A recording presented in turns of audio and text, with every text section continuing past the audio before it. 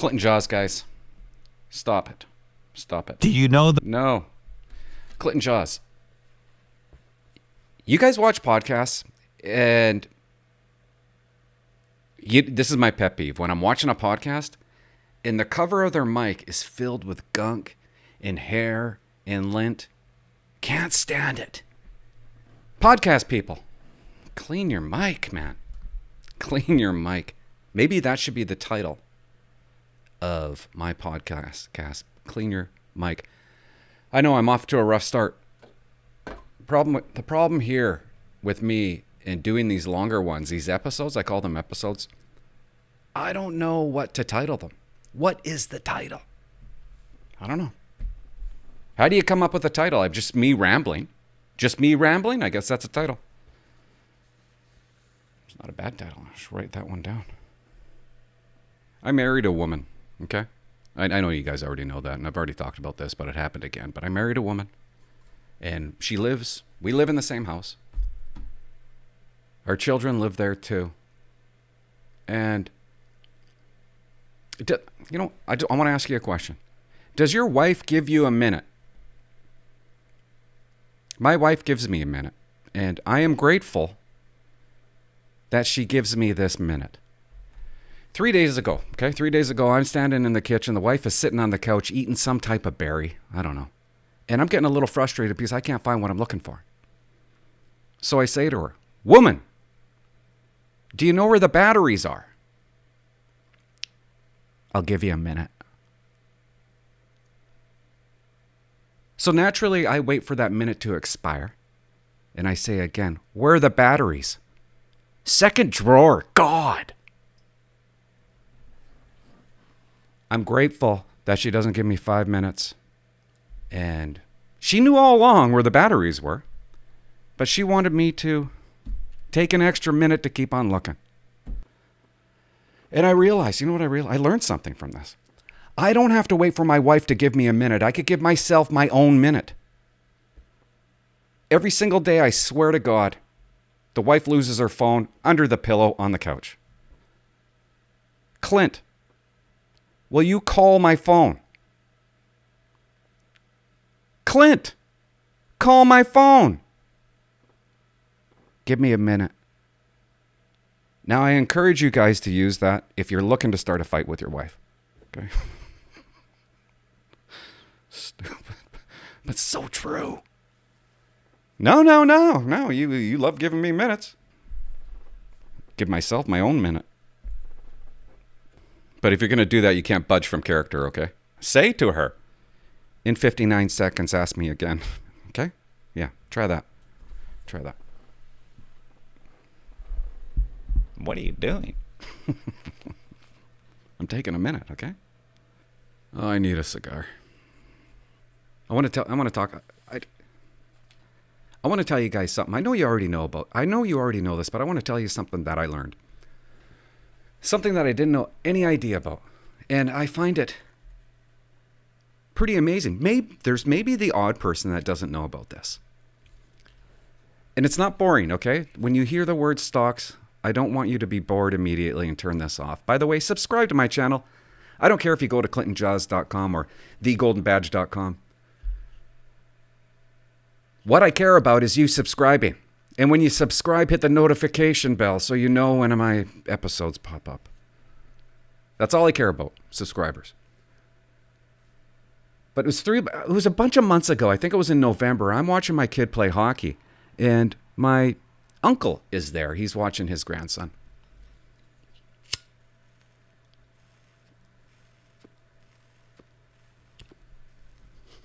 I'm shaking like a leaf, guys. I've drank nothing but coffee today.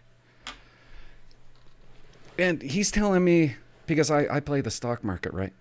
And he's telling me that, I don't know what I should say. Maybe I shouldn't. He buys stocks that give a dividend. Do you know what that dividend is? I didn't know. But these stocks every 3 months, if you buy a certain stock, they will pay you money. Okay, you buy the stock, then all of a sudden you get some money. And I bought OVV, and I noticed that they were giving me like $150 every 3 months. I'm like, oh. And he's telling me that they look forward to the dividend. They live off the dividend. The dividend, because they're retired, that pays for their life. And I'm like, $120? What are you talking about? So I didn't put any thought into what he was saying until this is what happens, okay? This is amazing. There's a stock out there. Okay, it's called Golden Ocean. It's some kind of shipping stock. I don't know anything about shipping. But I read a couple articles and I'm like, so I bought 1,000 shares. It went up $7. It's doing pretty good. I could lose all my money tomorrow. But I look on the account. Ouch. I look on the account the other day and I'm like, what? Golden Ocean gave me $1,150. And I'm like, why? Why would they do that? It's the dividend. I don't even think I'm saying it right. And I'm like, oh my God. After 3 months of owning it, they just give me that amount of money. In another 3 months, I guess I'm going to get it again. I don't even know. Maybe I'm wrong. But then I started thinking, well, imagine if I bought 4,000 shares. That's $16,000 a year, I think. Maybe I'm wrong. Then I thought, what if I bought, that's $4,000 every 3 months.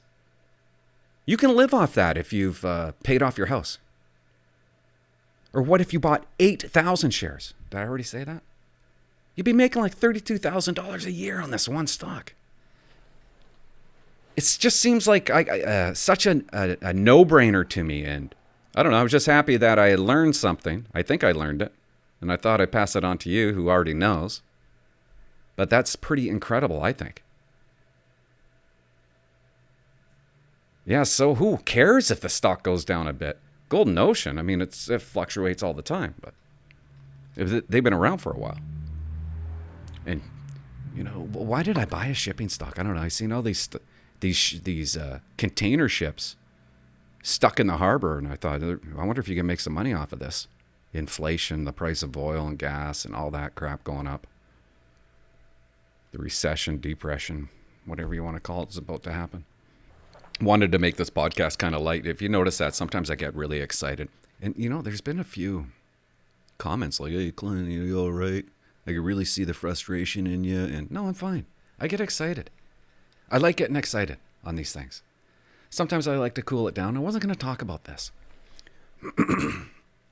So let's just make it light. I'm watching an episode of Joe Rogan one day. And it was about trauma and this doctor on it. I'll never find the clip, but I wish I could find it for you.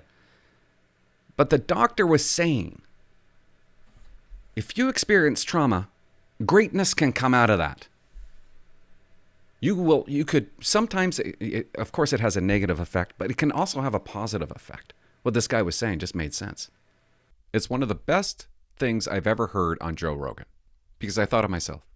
Bad. The other thing is trauma, just those trauma in life screws people up. Trauma also creates personality in some people. Like some people, trauma shapes their personality. The recovery from trauma builds character. And some of the most interesting people that I know had traumatic upbringings. Yeah, and there's this really interesting idea they talk about as post-traumatic growth. What's weird about life is we can have, like, when trauma happens, it can lead to really negative things and really positive things both simultaneously. And some of those negative things would be, PTSD or stressors or, anxiety or whatever, difficult relaxing, kind of being wound up all the time. But the positive things are the trauma can give you a motivation to grow and go seek new things. But people who are traumatized, you're suffering and you need to seek a way out. And sometimes that path to growth can lead you to a better place than you would have been if you'd never suffered in the first place. Right. Yeah. And that's what's powerful about trauma. It's what's powerful about suffering. What the fuck? Did you hear that? And I think about those 22 people that got killed by Wortman, right? And I was thinking, because that's all I do is think, right? I was thinking, trauma. It was traumatic. Is there anything good going to come out of it? Right, of course, the RCMP, they're going to do their big... They probably already did it. I don't even know. But, there's so much to learn from it, right? I'm sure there's some really good things to learn. And this is why I like doing these podcasts. And I'm really glad that I dove into that case. because I feel like, me personally, that I learned something from it. And I hope the RCMP think outside of the box and start asking themselves, why are members not carbine trained? Why do we allow members to fail the carbine training? I mean, that is a really solid issue that, I don't know, the union needs to look at. Because I've been thinking long and hard about this, and it just, okay, sure. It might not have helped Heidi having the carbine. Good, fair enough. But it just seems like an injustice. It seems like really odd that you have a machine gun. She has to walk past the machine gun. Can't take it. She didn't pass the course. Don't allow her to fail then. Could you imagine? Okay, let's imagine. Let's imagine I'm a watch commander in Port Alberni. There's a killer in Coombs. He's heading his way to Port Alberni. He's killed 15 people so far. I got 5 members in the office. Okay, guys, let's go find him. I don't know. Do I say to, Kimmy, hey, you dumb cunt, you failed the course, so you're not allowed to take the carbine, okay? You take your pellet gun instead and pray that he doesn't locate you. You know what I mean? And if I'm a member, I think I'm just going to take the carbine if I'm not carbine trained. I know to put a mag in it and turn the safety off. Heidi knew how to do that. I've taken the taser when I wasn't taser trained to calls. I'm taking the machine gun. If there's a killer let loose in Port Alberni. Or I say to Kimmy, you're not carbine trained. Go with John, who's carbine trained. You guys go in the same vehicle. 2 people in a vehicle. And isn't that how they found him? 2 people in a vehicle right at a gas station. Maybe it would have been different. It was only 1 person. I don't know. I don't know. I have troubles making my point, but it just seems so wrong to me. I mean, it's just a gun, guys. You know what I mean? It's just a gun. Ooh, you didn't qualify. Well, you made a little mistake. She knew how to use it. And don't we keep on talking about it? 2005, right? Marythorpe. If those guys would have been armed with carbines, those cops, those young kids, maybe a different outcome. Moncton, 2013. Different outcome, right? And now what do we got? Oh, yeah. She didn't have access to the carbine, okay? Against rules to take the carbine. Make the course longer. This is so ridiculous. Do you see this surge here? You see those rifles? They're cross. I don't know if you guys could see them. I got my cross rifles at depot. This is how dumb it is. The rifle. It was 2 days. The rifle was a 2-day course. My firearm, it was, 22 weeks. But the rifle, if you got a good score on your rifle exam, which is the 2nd day, you got to put a cross pistol or a cross rifle on your surge. We learn about the rifle, we practice it, and then we take a test. And now we're qualified to use the rifle. So if there's a rifle in the detachment, I'm allowed to take it. I never once took a rifle. Most members who were qualified on the rifle never took it. What's my point? Why would I be allowed to use the rifle when I barely remember how to use it? Why was I allowed to qualify and never have to qualify again on the rifle, but I was still allowed to use it? I think about the line of fire. Like every year as a member, they changed the course of fire for your firearm, okay? Because everybody was failing it. They made it easier. A hell of a lot easier. You wouldn't believe the members that I would watch qualify. Try to qualify. They thought they were Mel Gibson from Lethal Weapon. Everything totally screwed up. Couldn't qualify. Didn't matter. But could still, of course, if you don't qualify, of course you still get to take your gun to work and use your gun and go out on the road with your gun. They didn't qualify. So yeah, they made the course of fire easier. They'll tell you, oh, that's not the reason we did it. Sure. It wasn't practical. Okay, maybe it wasn't.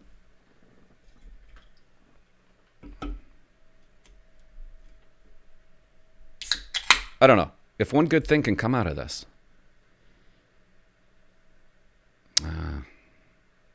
you have no right to tell a cop to leave the best thing in the force behind as you go to look for a killer. You don't get to take that. You shot the floor during qualifications. You didn't pass that one test. You failed it. And can I just bring up a couple of comments here that people have been leaving on the video? I did a video about this. I don't know. There was actually quite a few people that agreed with me because I said it was silly. I just made mention that it's silly that you can't grab the carbine, that people are actually failing the carbine course. Do you think cops, it's hard to manipulate. Well, what are you talking, dude?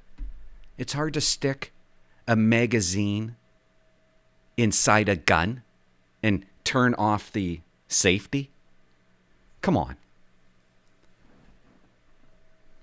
We're already qualified on our gun. Who cares what other gun is introduced? Every member has a right to the carbine. So you make it a right.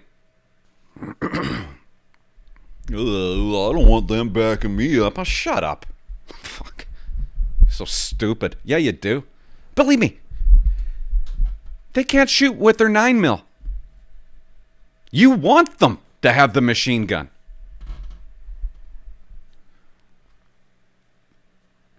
Anyways, there's one guy here. His name's Tyson. I just want to read what he wrote. He's been a long-time follower. Big-time disagreeer. That's fine. Disagree with me. I like it. Kind of. You only fail the carbine if you fail the course of fire. Yeah, I know.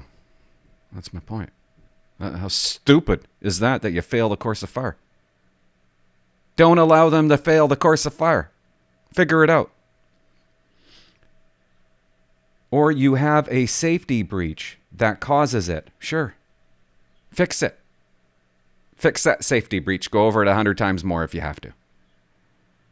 She fought hard, and the killer got her weapon. We can live in the what ifs all day long. Well, that's what I do, Tyson. That's what I do here. And it's the what if that gave me the idea, which I think is a pretty good idea, that you don't fail the carbine course. That you're allowed to have the carbine.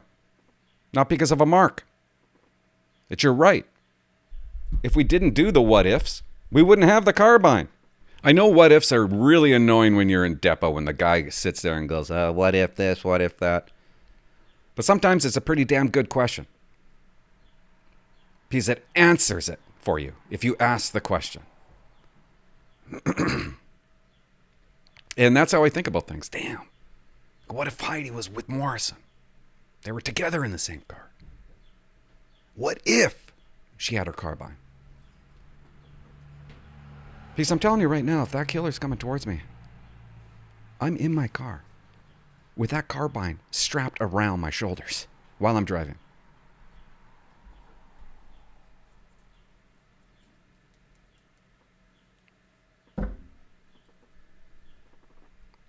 And if there were members that weren't carbine trained, They sit in the office. No, you don't get to look for the killer. Okay? Maybe. I'm just kind of throwing things out there right now. Just thinking about what I would do. What if? We can live in the what ifs all day long, but it's best he didn't get her carbine. Well, no. Wait, aren't you doing a what if right now? What if he would have got her carbine? You're kind of doing it too, right? You just did a what if, dude. And agree, that would have been terrible if he would have got her carbine, of course. Not machine gun. He's mad at me for calling it a machine gun. Actually, okay. We can live in the what ifs all day, but it's best he didn't get a C8. I'm sorry, Tyson, I'm making fun of you. Semi-auto. Not machine gun. He's going to hate me for that, isn't he? Maybe it would have made a difference. Oh, you know, you're doing the what if. Maybe it wouldn't have. Yeah, I know. We just don't know. Yeah, I know. But God bless her for the fight she put up. Good for you, Tyson. You're exactly right.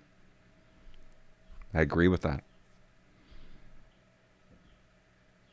And I call it a machine gun just because I can. And when I took that baby in my hand at Chilliwack when I did the course, and I got to fire it as much as I wanted to, oh man. Talk about a machine gun. That's what it felt like. I felt like I finally got a machine gun in my hands. And nobody deserved to take that away from me. And I look back, course was crammed into 5 days. I think it was 5 days. It was grueling. You can never put down the machine gun. It always had to killed my back. Maybe we need to tweak the course. Hey? We made our regular, Smith & Wesson course qualifications a lot easier. Anyways, I hope something good comes from it. I hope something good comes from the Patton when Patton was ran over by those guys when he pulled over that vehicle. I don't know what possibly can help any family member. It just can't. Nothing good will come from it. There's no helping a grieving family. I mean, Heidi had 2 kids and a husband. There's no help in that. Let's take a call, okay? Let's just take a call. Hey, Clint. My name's Devin. Devin, thanks for calling, dude. And I want to be a police officer by 25. That's my goal, and I'm really thinking the RCMP is what's for me. Why not? Right now I'm doing work. Well, I could tell you why not. No. Hey, everybody needs a career. Experience working security, private security at a rehab. And a lot of the clients at our rehab facility are RCMP and military guys with PTSD. Good Lord. And so I get a really interesting perspective on, getting the experience. But I'm thinking, what do you think is the best? Security guard at a rehab. Testing. Security guard at a rehab. Testing. Why do you need a security guard? I guess you need security at rehab in case they go crazy. And I can see a lot of members being at rehab. And good for you for being a security guard. Experience perspective on, getting with PTSD. And so I get a really interesting perspective on, getting the experience. But I'm thinking, what do you think is the best experience for me? Continue working private security at the rehab, or get a peace officer position like a bylaw officer or animal control, something like an easy peace officer position to get. You can't go wrong with bylaw. Some more peace officer experience. I would love your advice. Also, I'd love to hear what you think the best age to become a police officer is. Thanks. Bye. Hey, dude. Okay. Hey, man. Thanks for calling. I appreciate you calling. I've touched on this already before. Experience. What is experience? you're about to do a job. Even after you go through depot, after 6 months at depot, you still don't know how to do the job. I said to my troop mates, I said, guys, we're about to start a job during graduation. And I'm like, we know nothing. Okay? We have no experience. We don't have experience. You only get experience by doing the job. Everybody's so focused on the experience part of it. And I guess I don't really think they don't expect you to have experience. They just want you to pass that interview. How do you pass the interview? Life experience. It's easier to pass it when you're older. Yeah, just, you know what? Just do Devin, just do whatever you want to do right now. Okay? It's great, probably great that you got that position. You'll be able to answer some questions in the interview, right? And of course, like, bylaw. I mean, it's definitely going to help you in the interview if you're a bylaw officer. But you don't need these things to help you in the interview. You need life experience. And it sounds like you're getting it as a security guard. Talking with all the other cops, right? Best age to become a cop is 50. Okay, maybe not. But why not? I think the older you are, the better you are. And I think, you know, when I was going through, they wanted you, the best age to be a cop was 27, 28. Was one of the, I think it was 28. And that was 27. And that's how old I was. But why is that the best age? Because I'm better now than I was when I was 27. I would be a better cop right now. If I went to depot when I was 20 years old, I would have failed depot. Because I was the I'm always right kind of guy, okay? It was like, it was very important for me not to lose an argument. And when you go to depot, you got to lose arguments. But I think the wiser you are, the older you are. Okay, if there was a gun pointing towards my head and they said, what's the best age? I would say probably 35. I don't know. But 40, 45, nothing wrong with those ages. I'd be unbelievable right now. I wouldn't sweat the small stuff. I'd laugh at it all. I'd laugh at them. I'd laugh at the bosses more. And I'd be more, you know, I'd already have my family. You know, but be unbelievable? If I already set my life up, right? Let's say I'm an electrician or a plumber and I hit 40 and I'm like, I can already do these types of things. Maybe I'll go try to become a cop for 20 years, 25 years. Why not? I could always fall back on my plumbing and my electrician. My brother-in-law's a firefighter and man, he does construction. He could build anything. Doesn't need to be a firefighter. So sometimes it's good to already be set up, older, wiser, and then bam, you become a cop. But there's one thing that I would be a little bit worried about is I don't have you still need courage. And I don't think when you're younger, you have more courage, I believe. When it comes to me, like I am more cautious. Even when I'm driving, I got two wheels on the hands now. On 2 wheels on the hands. 2 hands on the wheel. Like I'm too cautious, I think.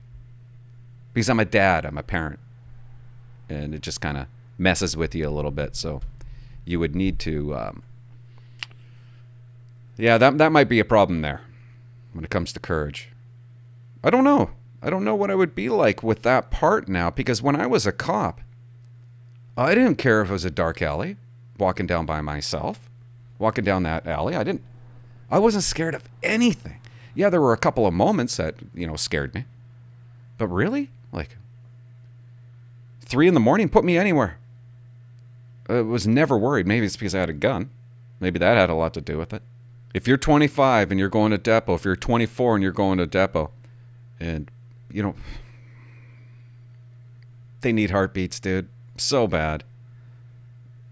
Don't worry so much about experience. I know I shouldn't be saying that. I feel like I shouldn't be saying that. But you need to take it down a notch when you go to depot. I don't know you. You probably you sound good. But I told myself, okay, man, you're gonna be shit, shaving, and showering with 22 other guys for 6 months. So you're gonna don't act yourself, Clint. Okay, and part of I really didn't act myself in towards the end, but then it was fun. I don't know. Thanks for your call. Guys, call the hotline number, 604-330-2512. Ask me anything. You can ask me anything. 2512. And subscribe to my dumb channel. Okay, let's call it. I'm going to do another one later on in the week, so hit the notification bell. Again, there's a lot of people been calling, and I want you to call, so I'm going to answer more questions. And I'm going to do some more videos, and I got to come up with a title. Bag of Dicks. How about that one? That's what this was. I talked about Heidi again. I don't know. I just can't get her out of my head, I guess. Is that a good thing? Well, I'll never forget her. Okay. Gotta go. I gotta call the wife's phone. Bye-bye.